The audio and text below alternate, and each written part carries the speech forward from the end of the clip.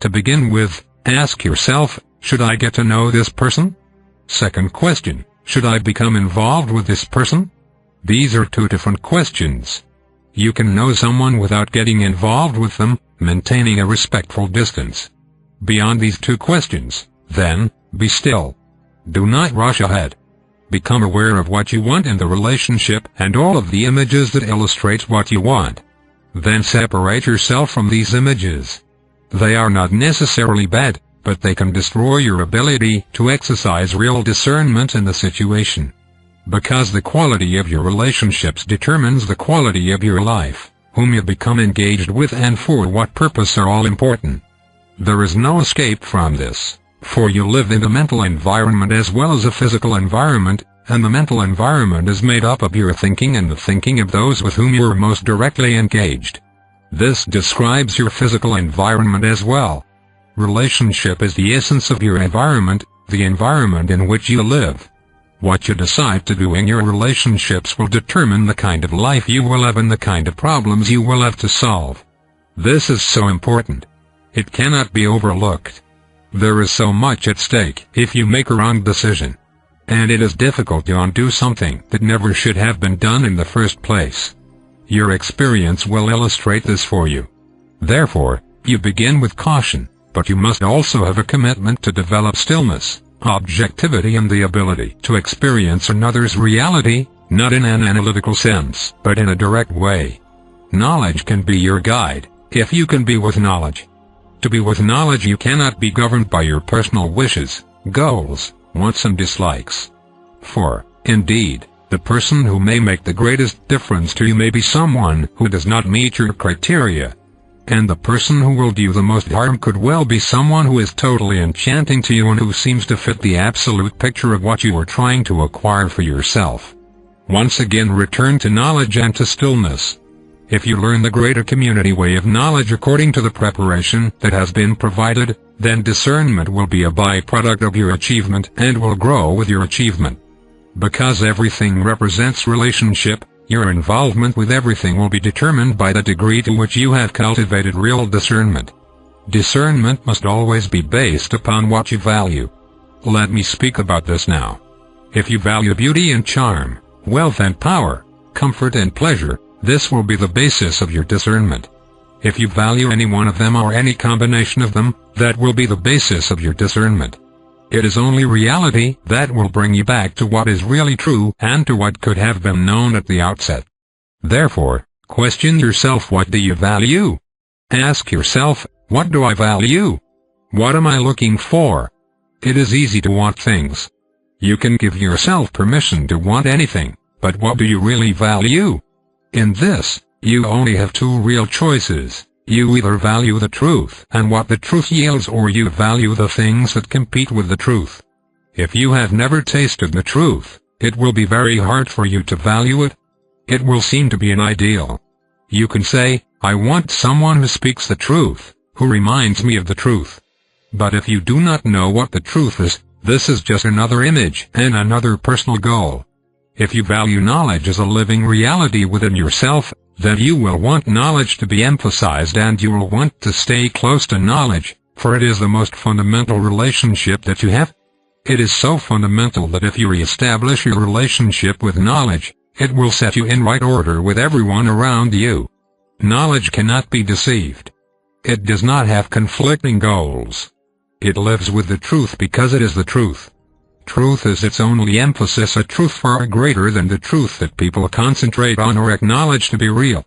That is why when we come back to the most fundamental things to emphasize about discernment, we must emphasize your relationship to knowledge, which represents your love of the truth, your experience of the truth, and all of its resonating qualities and life-affirming gifts.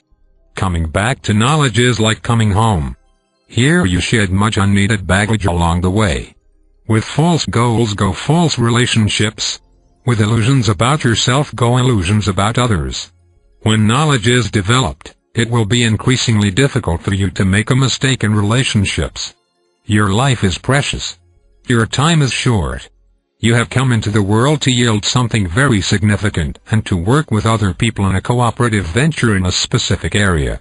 The only way that this can be discovered and fulfilled is to engage with the right people for the right purpose.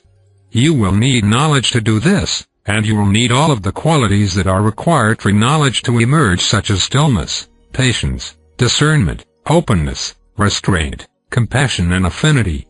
These are great virtues, and they are fundamental to living a genuine life.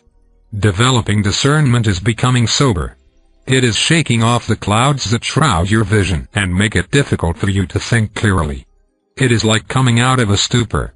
It is getting yourself straight, like a person who is intoxicated and must wash his face with ice-cold water in order to bring himself back, to get himself straight. People are intoxicated with romance. They are intoxicated with power in their business relationships. They are driven by things that only yield pain and misery. They are intoxicated. Discernment is beyond them. They only want to keep their indulgences, so they seek out others who share their indulgences and who show promise of fulfilling them within these indulgences. Meanwhile, there is a great need to know and a great need to be known, and these are neglected. Lack of discernment is a great problem in human relationships.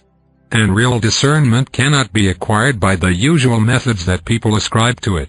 To become truly discerning, you must become wise, nothing less.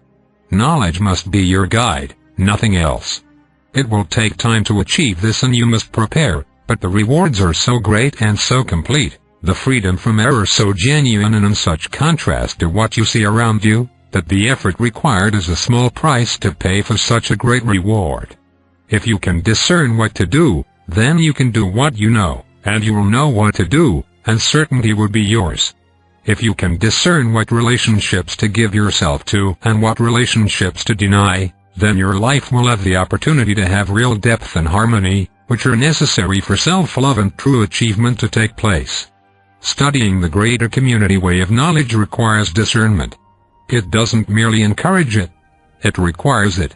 Your progress here can only truly be thwarted by your misapplication and relationships with others, relationship with yourself, with your mind, with your body, and with the world.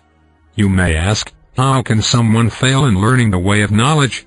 And I say, seek out or protect an inappropriate relationship, and you will fail, and your failure will be a difficult learning process.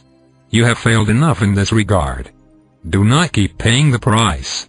Others are paying heavily. You can learn from them. Pay a small price for a great reward instead of a great price for a small reward. If you choose to learn the greater community way of knowledge, then discernment is a requirement. Life will give you the challenges that you need. And they will be genuine, and your opportunity for success will be great.